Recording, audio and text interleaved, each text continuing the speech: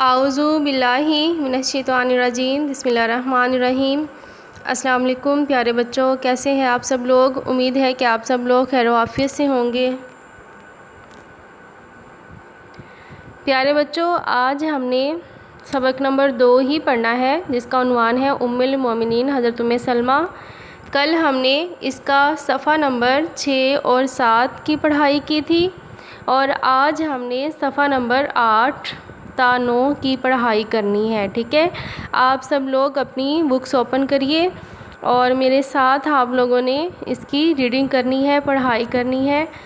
آپ سب لوگ اپنی بکس اوپن کر لیں اردو کی۔ کل ہم نے صفحہ نمبر 6 اور 7 پڑھا تھا، آج کا صفحہ نمبر 8 اور 9 ہے۔ آپ نہایت فضائل و کمالات کی مالک تھیں اور علم و زہد و تقویٰ اور اخلاق و مروت کی اعلیٰ بلندیوں پر تھیں۔ ایک مرتبہ سونے کا ہار پہنا تو پیارے نبی صلی اللہ علیہ وآلہ وسلم نے ناپسند فرمایا۔ آپ رضی اللہ تعالیٰ عنہ نے فوراً اسے اتار دیا۔ آپ کو دوسروں کی راحت رسانی کا بڑا خیال رہتا تھا، جہاں تک ہوتا کار خیر میں مدد کرتیں۔ آپ قرآن کریم کی تلاوت نہایت عمدہ انداز میں فرماتیں۔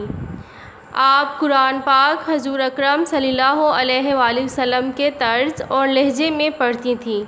ایک مرتبہ کسی نے سوال کیا، حضور اکرم صلی اللہ علیہ وآلہ وسلم کس طرح قرآن پڑھتے تھے؟ آپ نے فرمایا، ایک ایک آیت الگ الگ کر کے پڑھتے تھے، پھر خود اسی طرح پڑھ کر دکھایا۔ آپ کو احادیث کی سماعت کا بڑا شوق تھا۔ ایک روز بال گندوا رہی تھیں، یعنی اپنے بالوں کی چوٹیاں بنوا رہی تھیں، بالوں کی چوٹی بنوا رہی تھیں کہ سرکار دو عالم صلی اللہ علیہ وآلہ وسلم خطبہ دینے کے لیے ممبر پر تشریف فرما ہوئے، اور زبان مبارک سے ایھا الناس یعنی اے لوگوں کا لفظ ادا فرمایا۔ اسی وقت مشاطہ سے فرمایا۔ مشاطہ جو ہے وہ بال باندھنے والی جو عورت جو بال باندھ رہی تھی اس کو کہتے ہیں مشاطہ۔ آپ نے اس سے فرمایا کہ بال باندھ دو۔ اس نے کہا، جلدی کیا ہے؟ ابھی تو آپ صلی اللہ علیہ وآلہ وسلم کی زبان سے ایھا الناس کا لفظ ہی نکلا ہے۔ آپ نے فرمایا، کیا خوب، کیا ہم انسانوں میں داخل نہیں ہیں؟ اس کے بعد خود بال باندھ کر کھڑی ہو گئیں اور کھڑے ہو کر پورا خطبہ سنا۔ یعنی وہ اس قدر آپ صلی اللہ علیہ وسلم کے جو خطبہ سننے کی شوقین تھیں، اور پھر ان کو یہ جلدی ہوتی تھی کہ کوئی ایسا لفظ کہ آپ نبی کریم صلی اللہ علیہ وسلم کی زبان سے وہ ادا ہو اور وہ میرے کانوں تک نہ پہنچے اور وہ مجھے سنے نہ اور میں اس کو بھول جاؤں۔ یعنی وہ چاہتی تھی کہ جو آپ نبی کریم صلی اللہ علیہ وسلم فرمائیں، جو بھی خطبہ دیں، جو بھی باتیں وہ اپنی زبان مبارک سے ادا فرمائیں، وہ ان کو ازبر یاد کر لیں۔ تو وہ اس قدر اس بارے میں زیادہ کانشیس تھیں اور چاہتی تھیں کہ میں خود سنوں اپنے کانوں سے ہر بات کو۔ بعض روایات سے پتہ چلتا ہے کہ آپ قرآن و حدیث اور فقہ میں کامل دسترس رکھتی تھیں۔ آپ کو اجر و ثواب کا ہر وقت خیال رہتا تھا، یعنی آپ جو تھیں وہ قرآن و حدیث، قرآن پر بھی ان کو مکمل عبور حاصل تھا، قرآن کی تفسیر ان کو اچھی طرح معلوم تھی۔ اس کے علاوہ احادیث جو تھیں آپ نبی کریم صلی اللہ علیہ وسلم سے سن کے ان کو زبانی جو تھیں وہ بہت اچھی طرح یاد تھیں، ان کو اس پر مکمل دسترس حاصل تھی۔ اور اس کے علاوہ آپ کو اجر و ثواب کا ہر وقت خیال رہتا تھا، یعنی وہ چاہتی تھیں کہ وہ ہمیشہ دوسروں کے کام آئیں، اور دوسروں کے کام آنے سے ہی وہ اجر و ثواب کما سکتی تھیں، اور وہ دوسروں کا ہمیشہ بھلا کرنا چاہتی تھیں۔ ایک مرتبہ حضور اکرم صلی اللہ علیہ وآلہ وسلم سے دریافت فرمایا، یا رسول اللہ صلی اللہ علیہ وآلہ وسلم، ابو سلمہ رضی اللہ تعالیٰ عنہ سے میرے 2 بچے ہیں، میں ان پر خرچ کرتی ہوں اور اچھے طریقے سے پرورش کرتی ہوں، کیا مجھے ان کی پرورش پر اجر ملے گا؟ حضور اکرم صلی اللہ علیہ وآلہ وسلم نے فرمایا، ہاں، جو کچھ تم ان پر خرچ کرو گی اس پر تمہیں اجر ملے گا۔ یعنی جو ان کے پہلے شوہر سے 2 بچے تھے تو وہ ان پر جو کچھ خرچ کرتی تھیں وہ کہتی تھی کہ میں ان کی پرورش کر رہی ہوں، تو کیا اس سے مجھے اللہ تعالیٰ اس پر اجر عطا فرمائیں گے؟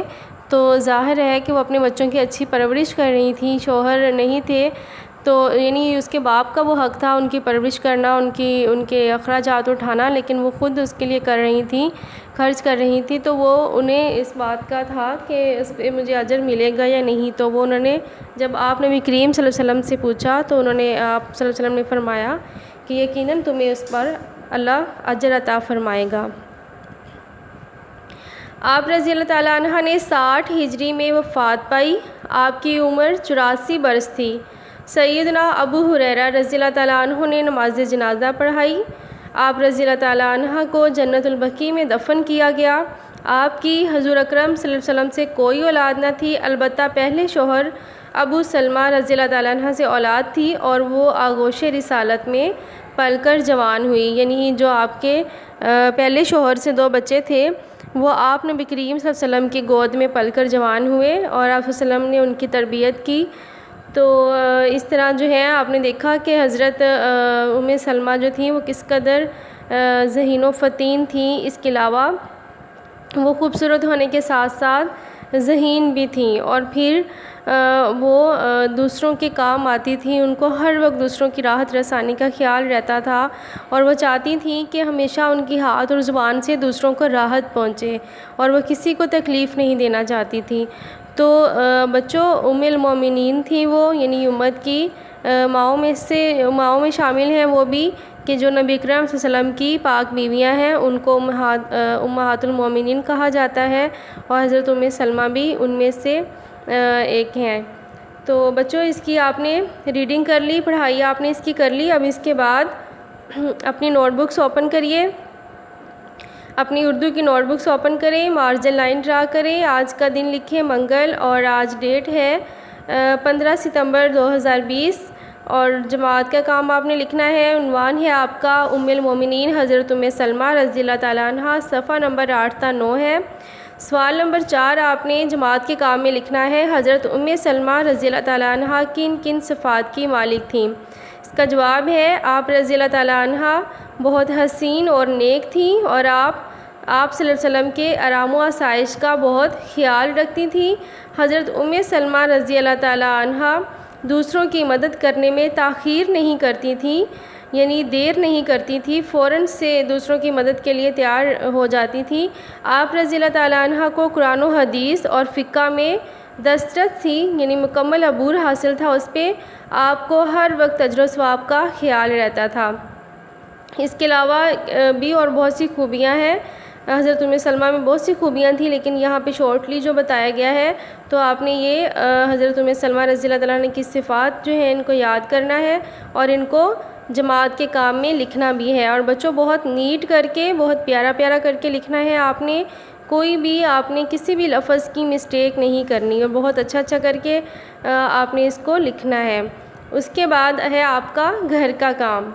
گھر کے کام میں بھی آپ اسی طرح اپنا پیج مینشن کریں گے، ڈیٹ اینڈ ڈے رائٹ کریں گے، پھر آپ اس کا ٹاپک لکھیں گے، عنوان، اور آپ نے سوال نمبر 5 جو ہے یہ آپ نے گھر کے کام میں لکھنا ہے۔ حضرت ام سلمہ رضی اللہ تعالیٰ عنہ کی سیرت کے مطالعے میں جو بات آپ کو سب سے زیادہ اچھی لگی ہو اسے وضاحت سے اپنے الفاظ میں تحریر کریں۔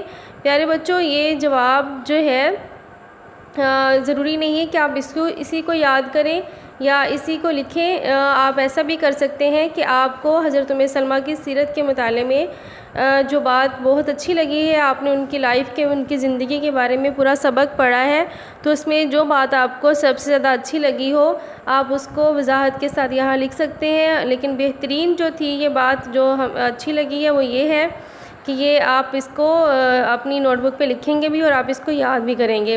اس کا جواب ہے آپ رضی اللہ تعالیٰ عنہ میں بہت سی خوبیاں تھیں، ان کی سب سے اچھی بات یہ لگی کہ وہ آپ کے ساتھ ساتھ، یعنی آپ صلی اللہ علیہ وسلم کے ساتھ ساتھ باقی سب لوگوں کی بھی راحت کا خیال رکھتی تھیں، یعنی آپ صلی اللہ علیہ وسلم ان کے شوہر تھے تو ان کا خیال رکھنا تو ان کا فرض تھا، ان کی راحت کا، ان کی خوشی کا، تو وہ اس کے ساتھ ساتھ باقی سب لوگ تھے وہ ان کا بھی بہت زیادہ خیال رکھتی تھیں اور ان کی مدد کے لیے ہر وقت تیار رہتی تھیں۔ تو پیارے بچوں، یہ آپ نے گھر کا کام جو ہے سوال نمبر 5 گھر کے کام میں لکھنا ہے اور اسے بھی آپ نے یاد کرنا ہے، ٹھیک ہے؟